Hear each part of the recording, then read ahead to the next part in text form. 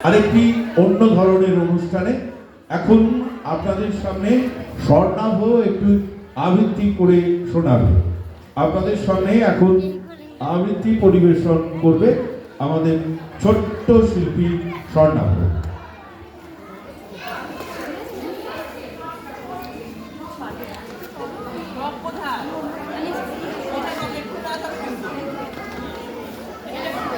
তারা